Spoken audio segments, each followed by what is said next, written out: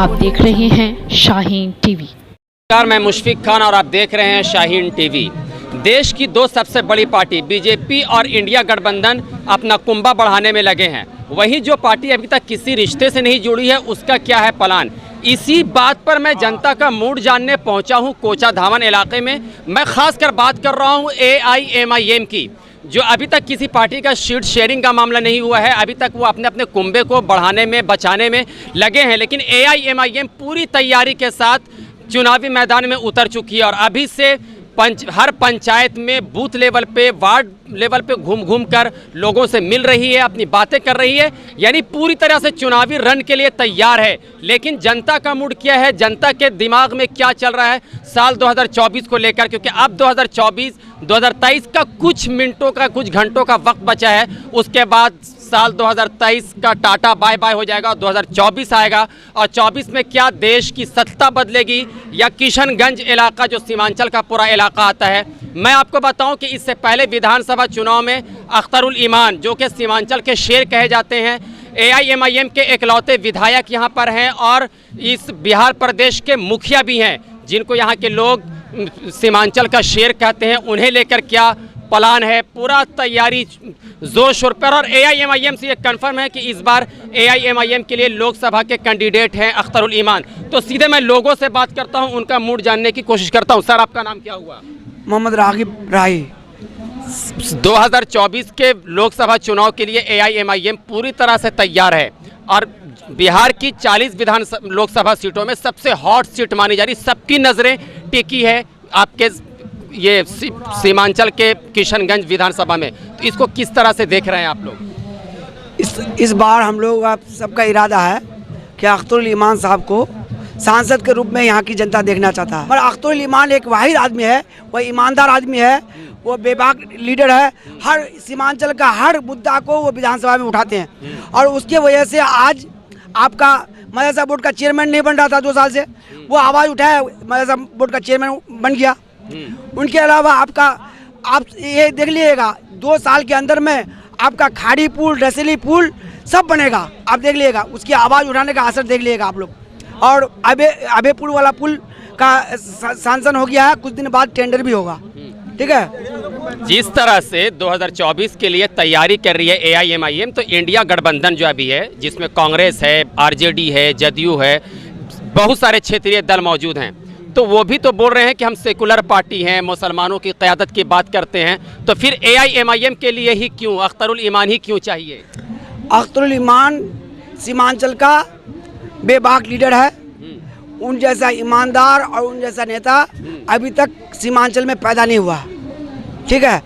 उनके अलावा अभी का जो इंडिया गठबंधन में जो कैंडिडेट है, उनके बारे में लोगों का रुझान नहीं है उनके तरफ। वो लोगों से सही तरीके से बात नहीं करते हैं।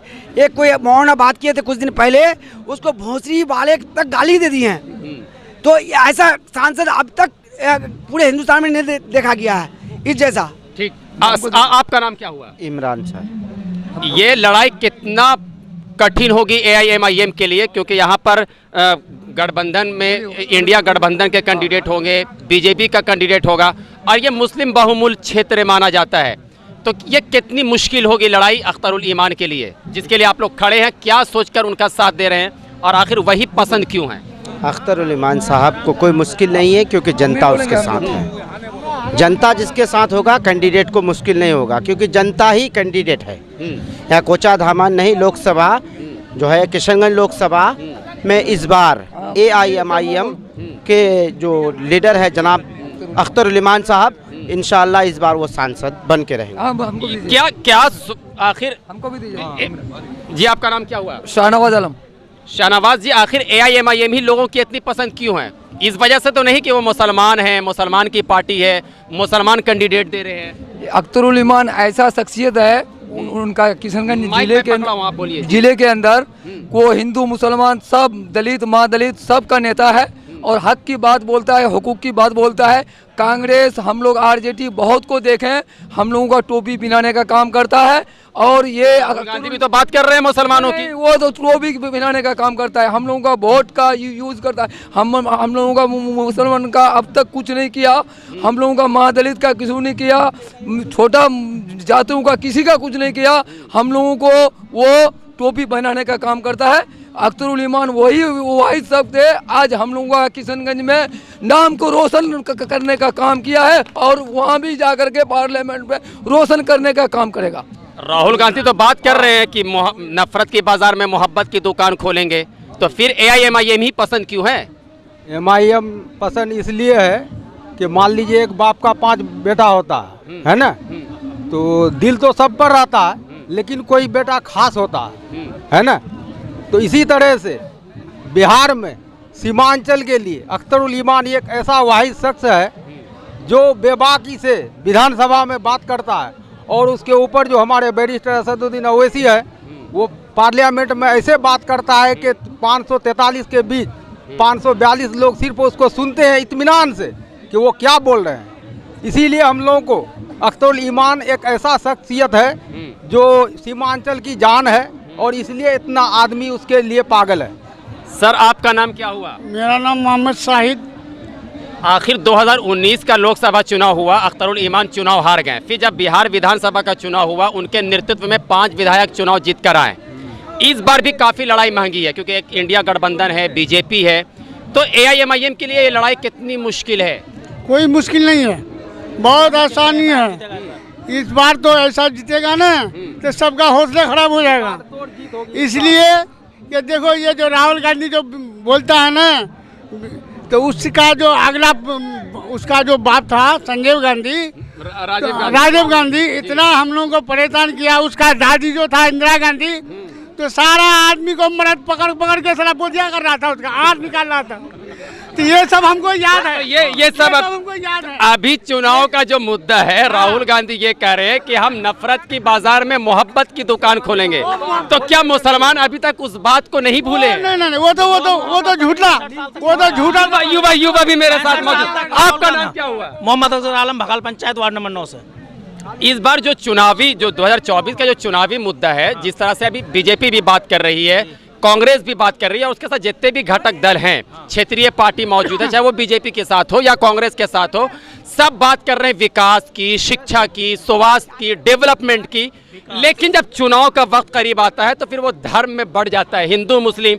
अभी अयोध्या का इतना बड़ा प्रोग्राम होने वाला, आप देख रहे हैं उसका।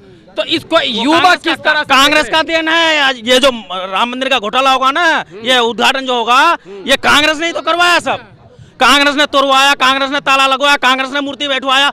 BJP तो अभी बनवा रहा है, वो तोड़ के रखा था, ये बनवा रहा है। तो कांग्रेस और BJP में फर्क ही क्या है? दोनों एक है। लेकिन आप जिस कैंडिडेट के सपोर्ट करने की बात कर रहे हैं, AIMIM की और अख्तरुल ईमान की, सीमांचल के शेर क्यों कहे जाते हैं? फिर उनके विरोध में भी तो मुसलमानी चुनाव लड़ने आएंगे, चाहे वो BJP से हो या कांग्रेस से हो। तो ये पिच काफी सपाट है, इस पे लड़ाई कितनी टफ होगी? आप जो कह रहे हैं कि मुसलमान ही उसका टांग खींचने के लिए है, हुजूर सल्लल्लाहु अलैहि वसल्लम का भी तो टांग खींचने के लिए मुसलमान ही था ना। लेकिन ये तो सियासत पार्टी है। लेकिन ये पार्टी सियासत की है कि ऐसा नहीं लगता कि चाहे वो AIMIM हो या कोई भी पार्टी हो, जो मुस्लिम की बात कर रहे हैं, तो ऐसा तो नहीं कि मुस्लिम ही धर्म की बात कर रहे हैं कि सिर्फ ऐसा कुछ नहीं है। मुसलमान की बात ये नहीं करती, ये हक और हुकूक की बात करती है। संविधान के दायरे में रह के बात करते हैं। और असदुद्दीन ओवैसी साहब का एक भी स्पीच आप दिखा दो संविधान के खिलाफ हो, मान जाएंगे। 2019 का फिर लोकसभा चुनाव हारने का कारण क्या रहा? क्योंकि हालांकि 2020 में काफी अच्छा परफॉर्मेंस किया, 5 विधायक चुनकर आए। देखो ये लोकतंत्र है, और लोकतंत्र में सुनिए, एक मिनट सुनना है, किसी को सुनना है तो सुनिए। लोकतंत्र में सब किसी को कैमरे के सामने प्लीज। हाँ, डॉक्टर भीमराव अंबेडकर ने हमको संविधान दिया, सब किसी को देश में आजादी हुई। लेकिन आज सब किसी को साथ लिया जा रहा है, एंटी अलायंस में लिया जा रहा है ना। मुसलमान को क्यों नहीं लिया जा रहा भाई? वोट चाहिए आपको। 65 साल 70 साल कांग्रेस हुकूमत किया, यहाँ का आदमी मजदूरी करने हैदराबाद, दिल्ली, बम्बई, हरियाणा क्यों जाता है? कांग्रेस ने क्यों नहीं यहाँ विकास किया? सबसे गुनाहगार है तो कांग्रेस है।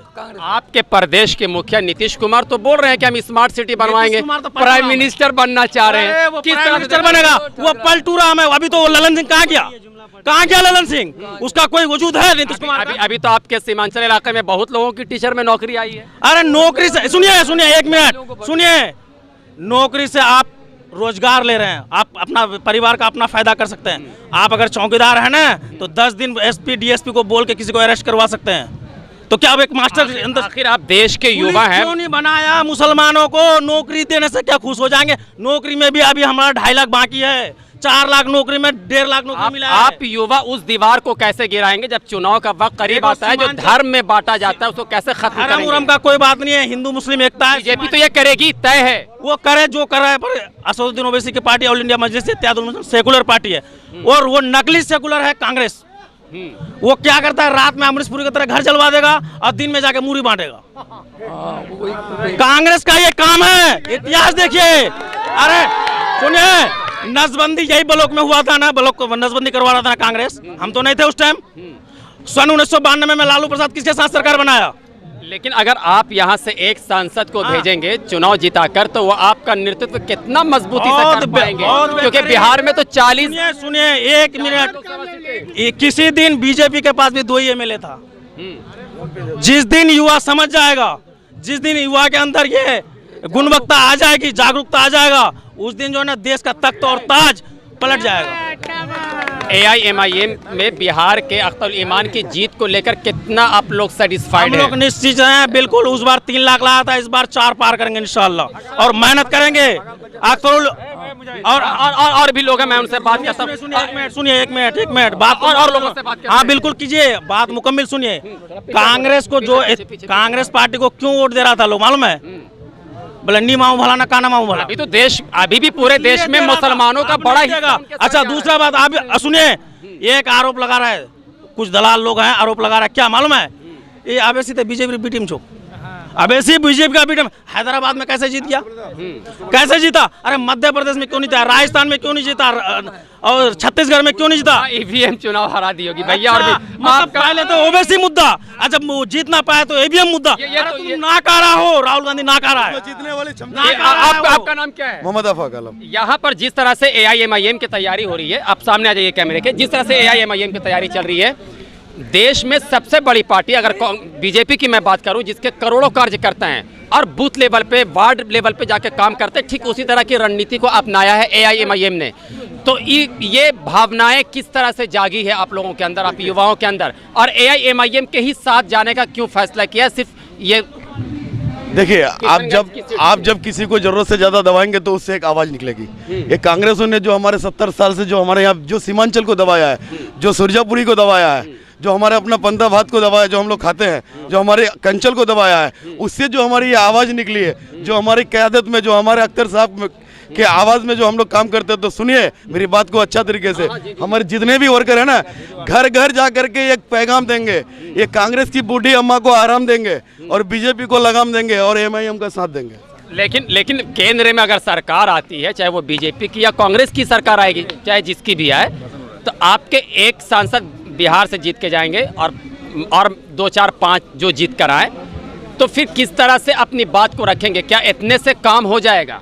आपकी जो समस्याएं हैं वो दूर हो जाएंगी? ठीक है सर, हमारा एक ही सांसद है, बारिस्टर साहब असदुद्दीन ओवैसी साहब, ये अकेला ही है ना। 500 मैक्सिमम 500 मेंबर्स हैं, इम्तियाज जलील हैं और इम्तियाज जलील हैं, लेकिन अकेला खड़ा होता है पार्लियामेंट के अंदर और पार्लियामेंट की दीवार हिलता है। टाइगर है वो। इसीलिए अख्तरुल ईमान को भी सीमांचल का शेर कहा जाता है। अख्तरुल ईमान सीमांचल का गांधी है, सीमांचल का गांधी है। ये नेता नहीं, ये आंधी है, ये हमारे सीमांचल का गांधी है। उन पे इतने भरोसे, उन्हीं पे इतना भरोसा क्यों? क्योंकि कांग्रेस पार्टी से भी तो मुस्लिम क़यादत के लिए लोग आते हैं, बोलते हैं कि हम मुसलमानों को उनका हक दिलाएंगे। तो कहाँ पे आप अपने आप को ठगा हुआ महसूस कर रहे हैं? भाई हम आपको नहीं बोले जो 70 साल से हमारे ऊपर वो जुल्म किया? हमको यूनिवर्सिटी दिया? नहीं दिया।